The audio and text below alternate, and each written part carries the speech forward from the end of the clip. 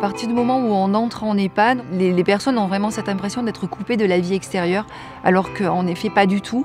Et au travers de différents événements comme celui-ci, on permet à nos résidents, à leurs aidants aussi, de partager un moment ensemble et de garder ce lien sur l'extérieur.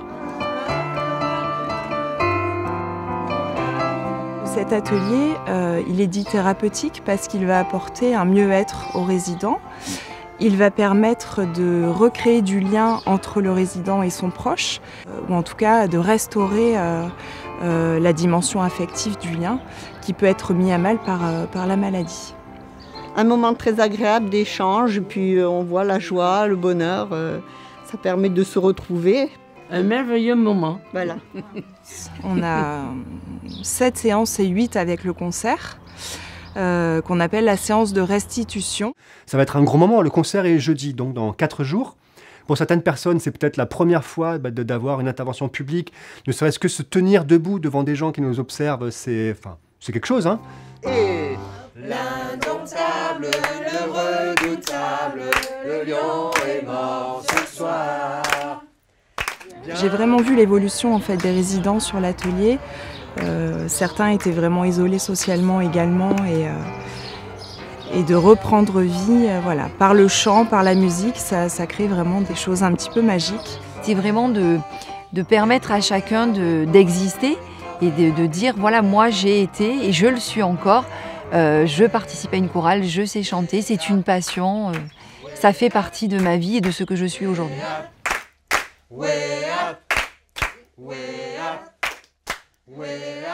Nous essayons que chaque résident puisse garder son identité et ainsi leur proposer des choses qui leur sont le plus adaptées afin de maintenir son autonomie qui est précieuse.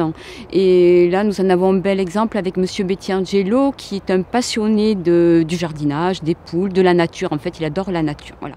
Alors, voilà, messieurs, dames, ça c'est des salades qui sont prêtes à manger. Je les ramasse, je garde les mauvais pour les poules et les bons c'est pour les manger. Il n'y a rien qui est gaspillé.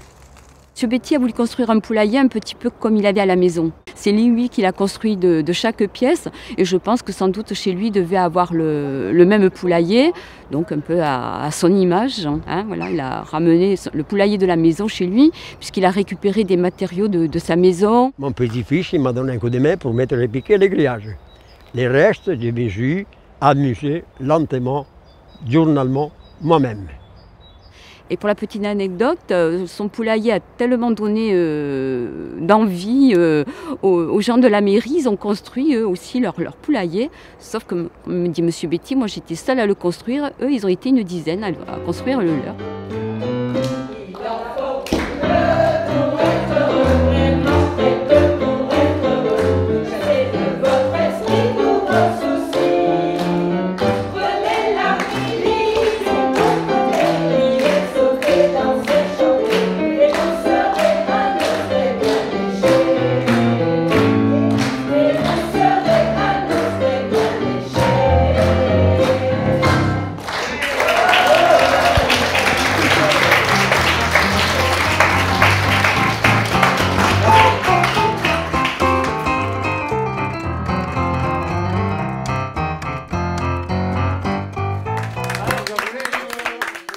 On l'a vu plusieurs fois oui, et à chaque fois... on l'a vu et ça fait toujours le même effet. Il y a un truc clairement, quand même. Ouais. Alors Hélène et ton équipe, on vous remercie parce que chapeau. Voilà. Alors maintenant, on rentre dans cette table ronde. Je vais me présenter. Absolument. Donc Samia Mkadmi, je suis la directrice du pôle Aubagnais. 3 établissements, 3 EHPAD sur le territoire d'Aubagne, Carnoux, Gémenos et Aubagne. Et justement sur cette table ronde des racines et des hommes, alors l'objectif, ça va être vraiment de mettre en évidence l'impact du territoire auprès de l'accompagnement de nos aînés, des personnes fragiles, mais aussi l'importance des structures médico-sociales sur notre territoire et l'impact de nos structures médico-sociales auprès de la société. Et ça, c'est vraiment pour le coup un autre sujet. On va commencer par les présentations, on va s'installer, et puis on va commencer par vous, Anne-Marie. Voilà, plouf, plouf, plouf, Anne-Marie. Du coup, vous êtes l'animatrice au sein de l'EHPAD Corian-la-Rimandière, où l'on voit justement Angelo. qui s'occupe de son jardin, de son poulailler. Est-ce que vous pouvez nous expliquer comment l'idée a émergé et comment elle s'est concrétisée justement? Alors, Monsieur Betty est autonome, il est rentré en maison de retraite, il est autonome, il est encore autonome. Quand il est rentré chez nous, il avait une petite Vespa, c'est un Italien pur et dur, et il allait régulièrement chez lui s'occuper de son extérieur. Un jour, il ne s'est plus senti en capacité de faire cet aller-retour en Vespa. Et là, il a commencé à s'occuper de nos plantes de géranium. Voilà. Il s'occupait des petites plantations. Quand une plante était morte, il a commencé à mettre des salades dans les pots de fleurs. Puis après, il a créé son petit potager.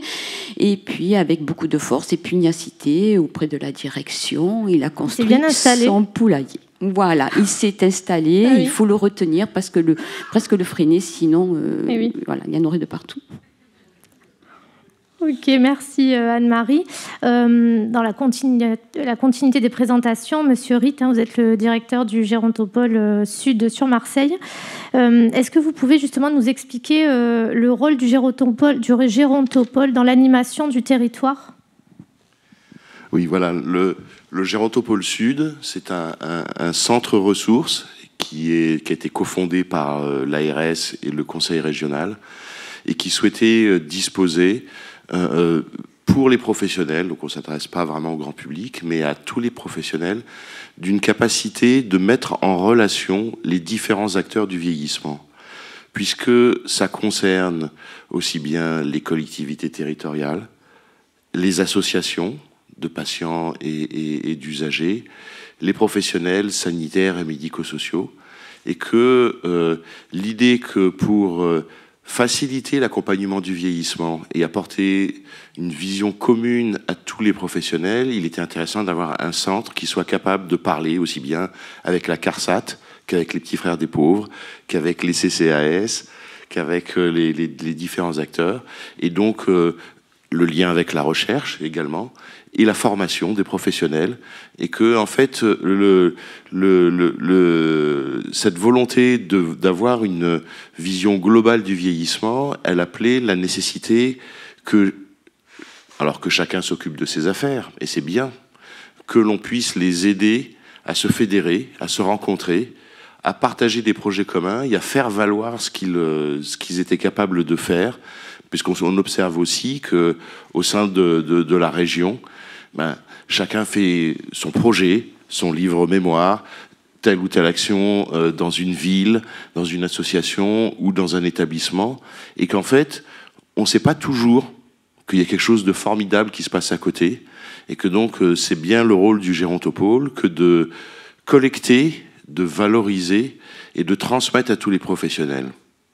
Peut-être dit d'une autre façon. Oui, c'est un partage d'expérience, voilà, en fait, clairement. Exactement. Voilà. Sur une petite équipe de 4 personnes, on a, nous, le temps de lire les rapports, de faire les synthèses, de pouvoir vous les restituer, et surtout d'aller vous voir et d'aller voir partout dans la région, à chaque fois que quelque chose, une action inspirante, qui peut donner des idées, qui peut se développer, elle puisse être diffusée et partagée. Donc on a un site internet, on fait des webinaires, des conférences, etc., pour vous permettre effectivement à la fois de montrer ce que vous faites de mieux ou d'aller chercher chez les autres les meilleures idées. Il ne faut pas qu'on hésite donc à se rapprocher de vous, justement, parce que cette notion de partage d'expérience, c'est ce qui, c'est aussi l'un des facteurs importants pour communiquer sur l'accompagnement des personnes les plus fragiles. Dans la continuité, Brigitte, est-ce que vous pouvez vous présenter, nous dire depuis quand vous êtes auxiliaire de vie et surtout pourquoi vous avez choisi de travailler auprès des personnes fragiles à leur domicile? Voilà, bonjour. Voilà, je suis aide-soignante de profession. J'ai travaillé pendant 40 ans dans un grand hôpital privé catholique à Marseille. J'ai pris ma retraite et puis au bout de quelques mois, je me suis rendu compte que le contact me manquait. Donc je me suis dirigée vers une association de soins au domicile, d'aide à domicile, qui s'appelle Petit Fils. Et pour moi, c'est important parce qu'on a on ne perd pas le contact. On a une relation qui est quand même très importante. Nous faisons des missions à chaque mission de 2 heures, voire plus s'il faut. Et c'est vrai que pendant ces 2 heures de présence, le contact est très très important. Il y a l'aide, il peut y avoir une aide à la toilette, l'aide au repas, l'aide à la préparation des repas, l'aide pour le ménage, pour les soins de la vie courante, ça peut être des courses. Et c'est vrai que pour moi, c'est une expérience qui est très enrichissante. Notamment d'être à domicile, justement, on est vraiment... Le travail à domicile. Et c'est pour ça que j'ai voulu changer, plutôt que de recommencer dans le milieu hospitalier. Je voulais avoir un peu cette expérience, quoi. C'est le domicile qui vous a attiré, en fait, clairement. Voilà, et c'est très, très important. Et je pense qu'on apporte beaucoup au niveau contact. Merci Brigitte. Maurice, vous êtes cuisinier au sein de la résidence Corian les Restanques. Pour vous présenter, si vous pouvez nous dire depuis combien de temps vous êtes au sein de cette EHPAD, quelle autre expérience vous avez pu avoir auparavant et surtout qu'est-ce qui vous plaît dans ce métier de chef de cuisine? Donc effectivement, je suis depuis 3 ans chef de cuisine à l'EHPAD de Corian les Restanques à Saint-Mittre-les-Remparts. Moi, je suis issu de la restauration traditionnelle. Donc c'est vrai que je ne m'attendais pas à une telle richesse dans le métier de cuisinier en EHPAD. Et je me suis vite déjà aperçu qu'il y avait un enjeu qui est quand même assez sociétal, notamment par tous les échanges qu'on peut avoir entre nos résidents, nos salariés. Et au-delà de ça, je pense qu'être cuisinier dans un EHPAD, c'est aussi accompagner le résident dans tout ce qui va être réminiscence du goût et aussi lui faire plaisir dans tous ses repas au quotidien, que ce soit par la création de plats favoris ou de mise en place de journées à thème. Oui, donc clairement, en fait, vous avez un rôle majeur dans l'accompagnement des résidents. Et souvent, je pense que c'est peut-être occulté dans la société. On pense que quand on est cuisinier ou chef de cuisine, on reste dans sa cuisine et on a peut-être peu de relations, alors que pas du tout. Vous êtes protagoniste. On peut même vous considérer comme soignant, autant qu'une aide-soignante ou une infirmière, finalement, parce que cette relation, elle a un apport important. Et justement, vous parliez d'enjeux sociétal, et je reviens vers vous, Olivier Ritt. D'après vous, comment contribuer à ce que nos aînés, justement, soient reconnus comme des citoyens à part entière sur nos territoires? C'est quelque chose de compliqué, parce que c'est quelque chose qui nous concerne tous. La représentation que l'on a du vieillissement, le nôtre, ceux des proches, le vieillissement, c'est quelque chose qui est ancré en nous.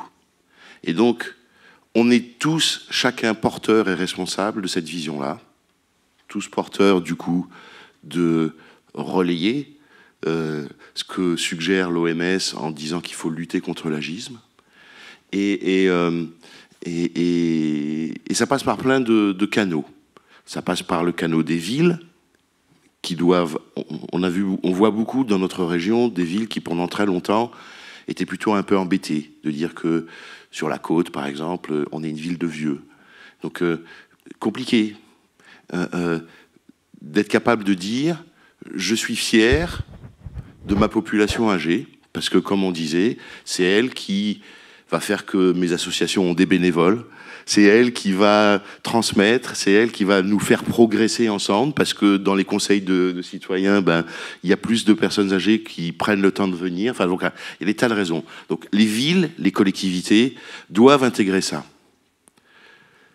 Les professionnels doivent l'intégrer aussi, parce qu'effectivement, l'OMS nous montre, études à l'appui, que cette vision de c'est normal, vous vieillissez, donc c'est normal que vous ayez mal, c'est normal que vous ayez moins bien, elle tue. C'est 7 années de vie à peu près, les effets de l'agisme sur la population. Ce réflexe qu'on peut avoir, nos patients ou la population elle-même, leurs proches et les familles, mais parfois aussi les professionnels, il a des effets très, très importants et très graves. Et donc, cette idée que si vous avez mal ou si vos os sont fragiles, c'est pas normal. Et c'est juste, effectivement, ça mérite une investigation, un diagnostic. Ce réflexe que l'on doit avoir, il doit passer par... pour les professionnels, la formation, la sensibilisation Et donc, quel que soit l'âge que l'on a, on doit mériter cette attention. Il doit passer par la conviction auprès des populations, et chacun de nous, que le vieillissement ne doit pas s'accompagner de renoncement aux soins, parce que c'est le cas aujourd'hui. Les absences de diagnostic, les absences de prévention, etc., sont très coûteux individuellement. Pourquoi chuter et mourir pour rien? Sont très coûteux collectivement. Pourquoi devoir payer alors qu'il aurait suffi juste de se préoccuper d'eux? Et donc, tous ces aspects, effectivement, sont importants. Et ils commencent, dans cette attitude générale, par le fait que chaque citoyen, mais pas plus les personnes âgées que les autres, mais les personnes âgées aussi, on voit au chapitre. Et donc, s'ils disent les choses, s'ils disent qu'ils aiment, qui a besoin d'un peu plus de bancs, mais qui soit à la bonne hauteur, qui a besoin de toilettes, qui ait besoin d'un certain nombre de choses, eh bien, si on donne la parole aux personnes âgées, comme au reste de la population, il n'y a pas de raison de faire un traitement particulier pour les personnes âgées, mais si on pense aussi à eux, eh bien, on rentre dans cette vision plus intégrée en disant, bien sûr qu'on a de la considération pour l'âge, mais ce n'est pas un critère en soi, ni pour dire c'est normal que tu aies mal, ni pour dire c'est plus la peine que tu donnes ton avis. Et donc si on rentre, chacun d'entre nous, professionnels, citoyens, et puis un jour personne âgée, dans cette vision des choses, simplement de vision normale de la société, eh bien on va améliorer notre espérance de vie en bonne santé, on va améliorer les comptes de la Sécu et de la Nation, et on vivra simplement mieux ensemble. Merci. Oui, c'est vrai que c'est un sujet, le regard de la société auprès de nos aînés est bien résumé. Et en tout cas, lutter contre l'agisme, c'est vraiment clairement ce que vous mettez en évidence. On pourrait même dire qu'en fait, il n'y a pas d'âge pour danser, chanter. Enfin, clairement, c'est ça. Hein, et c'est ce que la société parfois oublie. Et pour les professionnels, il n'y a pas d'âge pour faire l'amour. Donc, voilà, cette lutte contre l'agisme, elle doit toucher tous les aspects. Vous avez en tête peut-être que dans la lutte contre les maladies sexuellement transmissibles, on fait beaucoup de prévention, des affiches, etc., pour les jeunes, évidemment. Et puis, du coup, on dit, mais pour les vieux, non, on n'en fait pas. Donc, on peut identifier. Et les comités de lutte contre le sida savent effectivement qu'à peu près, maintenant, aujourd'hui, un tiers des détections se font sur des personnes qui ont plus de 60 ans. Mais eux, ils n'ont pas le droit à la prévention. Ils n'ont pas le droit, effectivement, à la mise à disposition de préservatifs. Ils n'ont pas le droit à tout ça. Ça, par exemple, mais il y a plein d'autres exemples, c'est notre vision agiste qui fait qu'on oublie que c'est juste comme tout le monde. Donc on a le droit de danser, de chanter, et si on a envie de faire l'amour. Voilà, ça c'est la lutte contre l'agisme. C'est bien résumé, clairement. Brigitte, pour revenir vers vous, forcément, hein, les bénéficiaires que vous accompagnez, qu'ils soient âgés ou pas d'ailleurs, hein, elles ont une histoire de vie, des habitudes, leur culture. Comment vous prenez en compte tous ces paramètres justement pour les accompagner au quotidien ? Je pense que justement là, on a l'auxiliaire de vie un rôle très important parce qu'il faut respecter leur façon de vivre, leur religion, leurs habitudes. Il faut un peu se mouler avec eux, quoi, je veux dire. Et je veux dire, on a quand même un rôle important parce que au niveau psychologique, au niveau dialogue, comme on reste souvent 2 heures, là, je m'occupe d'un monsieur qui est paraplégique. Donc, on a le temps quand même, c'est un monsieur qui est relativement très jeune. Et du coup, on a le temps quand même de discuter au moment de la toilette. Il y a un échange qui est vraiment important. Une aide. Et je me suis occupée aussi d'un couple de personnes très âgées. Justement, au moment, c'était pour l'aide au repas, la préparation des repas et l'aide pour sa femme. Il fallait l'aider à manger parce qu'elle commençait à faire des fausses routes. Et donc, puis elle avait des troubles cognitifs. Donc, ce qui était important, pour ces personnes, c'est justement la première table ronde, là, tout à l'heure, des personnes qui ont vécu, qui ont une vie remplie, avec des soucis, avec des joies, des moments de bonheur. Et justement, discuter avec eux, je pense, comme on disait tout à l'heure, c'est vraiment important. C'est aussi un partage en fait d'expérience. C'est un partage, c'est un échange, c'est un partage, et c'est vraiment, nous on apporte quelque chose, mais les patients et les bénéficiaires nous apportent aussi une certaine richesse, une grande richesse. Merci Brigitte. Et du coup, pour revenir à la cuisine, Maurice, et en lien avec les mœurs, les habitudes de vie, la cuisine a un lien fort avec l'histoire, le territoire où l'on vit, où l'on l'a vécu parfois. Est-ce que vous diriez que cet art culinaire est un art de la mémoire ? Et qu'est-ce qu'elle vous inspire, cette thématique des racines et des hommes ? Alors, on a tous, je pense, un goût ou des goûts qui nous font des bons ou mauvais souvenirs. Donc, les résidents, c'est pareil. Et je pense que grâce à ça, la cuisine fait partie de l'art de la mémoire, en fait. Et on a plein de résidents qui viennent de part et d'autre, que ce soit de part et d'autre de la France ou d'origine de notre pays. Et chaque racine de nos résidents crée leur identité. Et toutes leurs identités, en fait, on se doit de les cultiver en apprenant d'eux. Alors, ils peuvent nous raconter des anecdotes, que ce soit autour d'un repas de famille qu'ils aient pu vécu ou une recette qui leur rappelle de bons souvenirs, tout ça. Et nous, on a décidé, du coup, pour promouvoir leurs racines et leurs souvenirs, de créer un concours culinaire, en fait, pour mettre en avant certains plats de leur enfance ou qui évoquent tout simplement un bon souvenir pour eux. D'accord, c'est clairement, on voit en fait à travers ces échanges l'importance de l'ouverture en fait dans l'accompagnement des personnes fragiles de par leur territoire, de par leurs histoires. Et justement, Olivier Ritt, concernant cette ouverture, comment on peut améliorer d'autant plus l'ouverture de nos EHPAD sur la ville ? Comment en faire un lieu de vie qui est aujourd'hui un lieu de vie, mais un lieu de vie social pour tous. Et aussi, et ça, on occulte beaucoup cet élément-là, c'est vrai que les EHPAD, on a quand même des compétences diverses. Et comment en faire profiter justement tout le territoire ? On a une responsabilité partagée, comme souvent. Il faut effectivement que les familles, les citoyens, les autorités prennent conscience qu'on a une chance extraordinaire d'avoir un maillage territorial où pas loin de chez soi, il y a une EHPAD. Quelle richesse fabuleuse! Un endroit où on sait comment faire à manger, comment animer, comment accompagner, comment se comporter avec des troubles cognitifs. Cette richesse-là, il va falloir effectivement que l'on comprenne. Alors, on a commencé à se rendre compte que l'EHPAD, c'était pas un problème, mais que c'était une solution.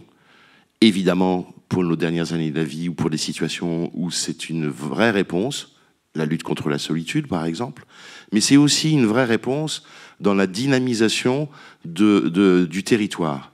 Grâce à ce centre de compétences qui est naturellement un EHPAD. Donc c'est pour ça qu'on commence à avoir des expérimentations d'EHPAD hors les murs. Vous commencez parfois à avoir des relations avec vos CCAS ou vos collectivités sur le fait que il peut se passer des choses. Peut-être que les CPTS des libéraux sur votre territoire commencent à réaliser qu'il y a peut-être un endroit où le MEDCO ou la salle, enfin tout bêtement, un certain nombre de ressources sont disponibles.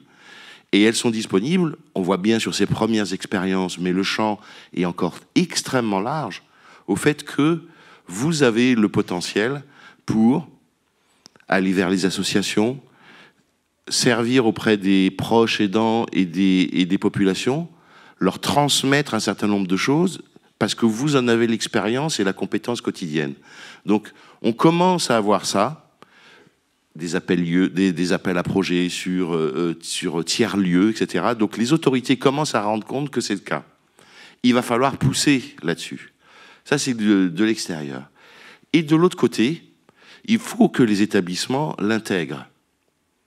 Et c'est pas facile, parce que Si on dit qu'on est un centre de compétences pour le territoire, il s'agit de l'être vraiment, hein, et c'est pas toujours facile, premièrement.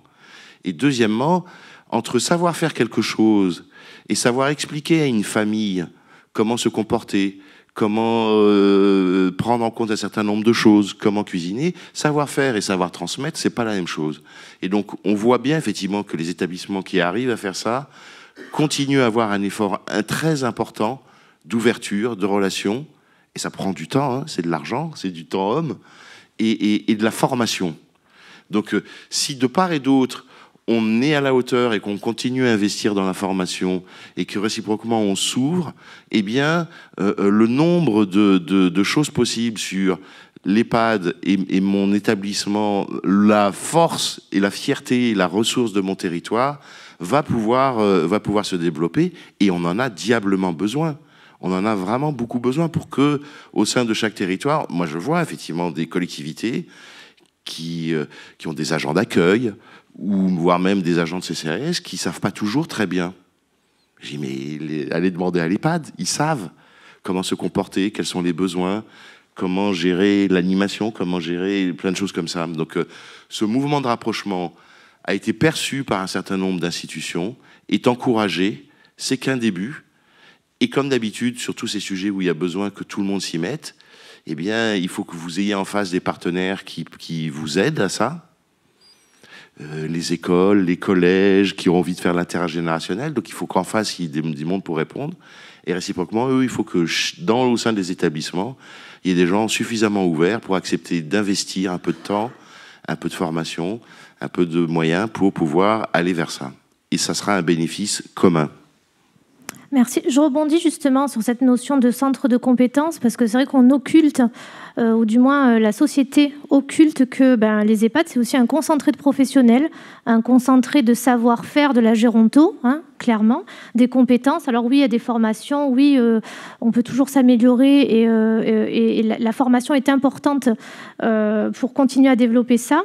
Mais c'est vrai que finalement, l'ouverture de nos établissements, c'est une nécessité pour certains, mais ça devrait quand même être considéré comme une chance pour les autres. Et c'est pas, voilà, on n'est pas encore là-dedans, malheureusement, mais bon, ce type d'événements et d'autres, et de partage d'expériences vont permettre de montrer que finalement, les EHPAD, c'est vraiment un concentré de professionnels qui peuvent avoir un impact important sur le territoire, et pas juste la petite maison seule dans son coin recroquevillée, ce qui n'est pas du tout le cas, hein. Merci. Je vais revenir vers vous, Maurice, parce que vous nous avez parlé d'un concours culinaire. Et alors, je voulais savoir comment il a été organisé, en quoi cela consistait, quel est l'impact que ça a pu avoir auprès des résidents, et surtout, mais ça c'est ma curiosité personnelle et gustative, le plat gagnant. Alors en fait, c'est une de nos salariés qui, au détour d'une conversation avec deux de nos résidents, qui évoquait des plats familiaux comme un tzatziki un dimanche, un repas de famille, ou une pizza de la grand-mère, qui nous a évoqué l'idée de créer un concours qu'on a accepté, mais très volontiers. Donc les modalités, c'était que chaque résident voulant participer, en 2 heures de temps, nous cuisine un plat qui leur évoquait un bon souvenir ou un souvenir d'enfance, en collaboration avec un de nos collaborateurs. Donc le plat était ensuite présenté à un jury composé d'une de nos résidentes, de notre directrice et de moi-même. Les résidents ont adoré en fait cette activité-là, parce que pour eux, ils ont pu partager, que ce soit déjà la recette ou l'histoire qui était derrière cette recette. On a même des résidents qui, malgré leur pathologie, ont réussi à nous donner une recette au grammage près. Donc beaucoup d'émotions et de partage à chaque création des plats. Et pour le plat gagnant, c'est un résident, M. Delpech, qui nous a présenté sa chouchouka. Ah oui, voilà. C'est vraiment méditerranéen, là. Tout voilà, à fait. On est à Marseille. Donc il avait surnommé la chouchouka d'Alger à Madrid. Ah oui, ben voilà, parfait. Et pour clôturer du coup cette victoire et continuer dans le partage, la directrice a offert un repas dans un restaurant aux 2 participants, en fait, à notre résident et salarié. Ben, on va venir chez vous, je crois. Voilà, le plat gagnant. Et ben voilà. Anne-Marie, en tant qu'animatrice, vous êtes forcément amenée à échanger avec les résidents sur leurs souvenirs, sur leurs histoires, leurs goûts, leurs envies. Comment vous prenez en compte tous ces éléments justement pour mettre en place vos activités? Si vous pouvez nous donner quelques exemples. Je rencontre le résident la semaine qui suit son entrée sur l'établissement. Je l'interroge sur son parcours de vie, lorsqu'il était enfant, sur sa scolarité, sur sa profession. Voilà, j'aime bien cet échange parce que voilà, il y a des questions qui se posent et on approfondit davantage et je le connais mieux. C'est aussi une mise en confiance parce qu'après je vais le rencontrer tous les jours. Si je ne peux pas le faire avec lui, ce recueil, si je ne peux pas le faire avec lui, je le fais avec sa famille. Mais de très loin, je préfère le faire avec le résident en direct. Avec les données qu'il m'aura données sur ce recueil, je vais l'inscrire sur des ateliers. Bien sûr, cette liste n'est pas figée, elle peut s'affiner au fil des mois. Par exemple, une personne qui me dit qui a pratiqué le sport toute sa vie, voilà, je lui proposerai de venir aux rencontres gym. Quelqu'un qui me dit qu'il a cuisiné toute sa vie, mais là, elle en a ras-le-bol. C'est souvent ce que me disent les dames. Voilà, je vais voir si elle aime la nature. Je vais lui proposer des promenades à l'extérieur. Il y a des résidents qui n'aiment pas du tout. C'est temps collectif, c'est temps en atelier. Du coup, c'est moi qui vais aller en chambre. J'appelle ça les temps en aparté. On a un très joli parc. Ça peut être des promenades dehors quand il y a les beaux temps, voilà, etc. Effectivement, finalement, on se rend bien compte que, notamment pour les activités, cette notion de personnalisation, elle est importante en fait. Les résidents, ils vont aimer des petits moments conviviaux, peut-être des temps en chambre justement, parce que trop de personnes, partager des moments parfois conviviaux avec trop de personnes, c'est peut-être pas évident pour certains. Tout à l'heure, vous me parliez justement d'échanges avec des résidents du groupe Corian, des résidents des Italiens. Vous pouvez nous expliquer un petit peu d'où est venue cette idée aussi Alors moi-même étant d'origine italienne et monsieur Betty italien, souvent on échange comme ça des mots en italien, des petites phrases. Mais moi je ne peux pas tenir une conversation en entier en italien et je voulais lui faire plaisir. Et comme j'ai beaucoup utilisé les Skype durant le confinement, je me suis dit pourquoi pas aller au-delà de la frontière et rencontrer des Italiens, pour qu'il ait lui cet échange en direct, parce que bon, il ne pourra plus aller en Italie, et faire un échange en direct avec l'Italie. Du coup, j'avais fait des petites recherches, j'étais rentrée en contact avec une maison du sud, à Lecce, une maison de Corian, et une maison dans le nord, Milan, voilà, Santa Lucia. D'accord, merci. Justement, pour clôturer en fait cette table ronde, on a choisi de partager un moment convivial. Alors, c'est les participants de cette table, mais avec vous aussi, parce que ça serait pas drôle justement. Et alors, on vous a mis dans les petits sacs les paroles d'une chanson méditerranéenne, parce qu'on est à Marseille, et notamment italienne, que notre résident Angelo a choisi aussi, et parce qu'elle représente les racines et la fierté de ses origines italiennes. Et pour cela, alors aussi, et en plus, c'est que on va chanter avec nos amis italiens en live. Donc là, c'est là où en fait... C'est là où il faut y aller, et il faut qu'on se connecte avec nos amis italiens. Il faut arriver à se connecter donc avec l'ordinateur. Alors, quand même pour info, on va se connecter avec la résidence Santa Lucia sur Milan. On a même des Italiens qui viennent avec nous, des résidents. Il y a aussi des Italiens qui viennent avec nous. S'il vous plaît, bande de son.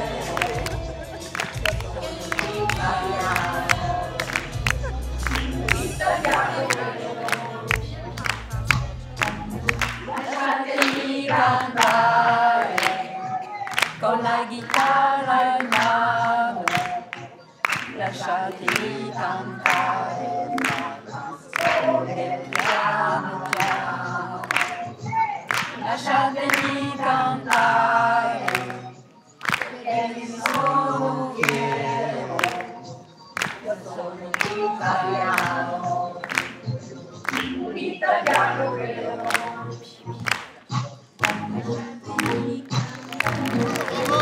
Bravo, bravo. Super. Merci. Merci pour votre participation très active. Bon, vous voulez la garder? Oui, bien sûr. Eh ben, c'était beau quand même. C'était très beau. Franchement, c'était classe. Et bravo à tous.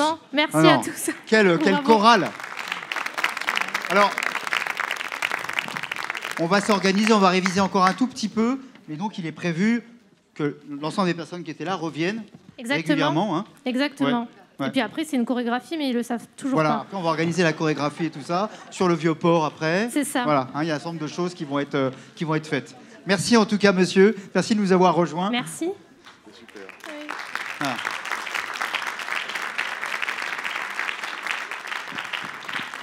Oui. On est dans les temps, on a entendu plein de choses, c'était passionnant. C'est intéressant parce qu'à chaque fois, vous parliez beaucoup, on est dans le territoire, dans les racines, dans les hommes, et finalement, on a beaucoup parlé de s'écouter. Je trouvais ça d'ailleurs pas mal de terminer en chanson quand on a parlé, à chaque fois on a dit finalement s'écouter. On écoute les personnes qui ont envie de faire un plat, on écoute, vous disiez madame que vous aviez repris votre boulot pour écouter justement. Vous n'avez parlé que de ça, d'écouter. À chaque fois on s'est dit on s'écoute, ce qui est finalement peut-être un sacré sujet dans la société française. Hein. Exactement, oui. Hein, cette notion d'échange et de transmission, c'est le sujet qui impacte justement la vie notamment de nos aînés. Hein. Absolument, mais aussi la nôtre finalement. Parce qu'écouter, c'est aussi apprendre, c'est aussi avancer, c'est aussi progresser. Et tout ce qu'on a fait là, ça a été finalement de vous écouter, de s'écouter, de partager. Il y avait aussi quelque chose. Ces tables rondes, elles ont aussi ça, quoi. Chacun a son regard, chacun a son histoire. Et à chaque fois, on a partagé, on a entendu des choses, on est resté, on a appris plein de choses. Vous disiez aussi cette notion d'ouverture. Finalement, c'est... Alors, les maisons de retraite médicalisées, c'est pas un scoop, changeront sans doute de nom. Enfin, si on change juste du nom, c'est pas grand-chose, il faudra voir ce qu'on en fait. Mais en tout cas, cette notion de plateforme, elle est très très riche. Et c'est aussi, par exemple, je me disais, Maurice, mais finalement, un lieu comme ça pourrait être aussi un lieu où on pourrait venir y déjeuner de complètement de l'extérieur. Et pour vous, ça serait évidemment super intéressant d'avoir aussi ça. Le monsieur qui fait ses salades, alors je sais bien que les résidents ne peuvent pas les manger pour des raisons de normes, ainsi de suite. Donc, comme on veut faire attention aux résidents, on le file au personnel. Voilà, parce que ça, on a le droit. Mais vous voyez, il y a un côté quand même complètement bizarre, quoi. Voilà, la directrice, qui mange beaucoup de salade, elle peut prendre ses risques, et ainsi de suite. Mais finalement, ça pourrait être aussi donné, par exemple, à des gens à l'extérieur, et ainsi de suite. Il pourrait y avoir comme ça plein de choses. Et on est sans doute encore trop dans des histoires où on est chacun dans notre petit truc, là. Et en fin de compte, derrière tout ça, c'est juste de la trouille. En fait, on a toujours la trouille de l'autre. Et finalement, le pays France est a beaucoup de défiance envers lui-même, d'une certaine manière. Et sans doute que si simplement, justement, on réutilise cette notion de territoire. Territoire, c'est aussi des gens qui se font confiance parce qu'ils se connaissent. Et donc, apprendre à se connaître, c'est aussi... Alors, ça peut se faire à travers les moyens nouveaux, on fait la chanson ensemble, mais c'est aussi simplement les gens qui habitent tout près, les gens qui travaillent tout près, les gens... Voilà. Et donc, prendre aussi le temps, on l'a dit, prendre le temps. Vous parliez, madame, de prendre 2 heures, par exemple. Prendre le temps pour écouter l'autre. Voilà. Prendre le temps pour écouter ce qu'il a envie à manger, et ainsi de suite. On est vraiment dans ces éléments-là. Je pense qu'écouter, ça fait partie de l'échange. C'est très important. Justement, dans la relation entre le soignant, entre l'aidant et le patient, je pense que c'est une relation très, très importante et primordiale. Absolument. D'ailleurs, vous avez remarqué où parfois les gens interviennent parce qu'ils veulent dire absolument un truc. Mais en fin de compte, ils ne sont pas écoutés, ça avait déjà été dit, par exemple. Souvent, écouter nous rend aussi un peu plus modestes. Il a dit ça, ça me fait réfléchir. Voilà, on a besoin de ça, ça nous fait avancer. Alors, on est Il y a un grand silence, d'ailleurs, vous avez remarqué, après cette chanson, hein, tout le C'est monde ça. est très, très C'est silencieux. l'écoute active. C'est l'écoute active. C'est ça. Voilà, bah, c'est ça. On est, voilà. Alors, ce que je propose là, c'est qu'on s'arrête. Alors, je ne sais pas si on aura tous les plats, la chouchouka et tout ça. Je ne sais pas si on va en trouver là. Mais on sait où la trouver. On en sait tout où cas. la trouver. Voilà. On a parlé Aller de chez Maurice. Neuilly-Prat tout à l'heure. Je ne sais pas si on aura à boire. Mais en tout cas, on va se prendre un petit temps là de partage aussi à travers quelque chose à boire, quelque chose à manger, et ainsi de suite. Et ensuite, on se retrouve dans un quart d'heure à peu près, ici, pour la 3e table ronde, sur un autre sujet. Mais là, on respire un peu, on se repose, après ce chant, après ces applaudissements, et puis il y a toute la choré à préparer aussi. C'est ça, exactement. On a vu les personnes qui avaient C'est très, ça. très envie de le faire. Oui, non, mais puis moi, j'en connais certains. Là, Ouais, on a c'est des bon. volontaires, Oui, on oui, est oui. d'accord. C'est Ok, bon. bah, merci à vous par avance. Et on peut tous s'applaudir.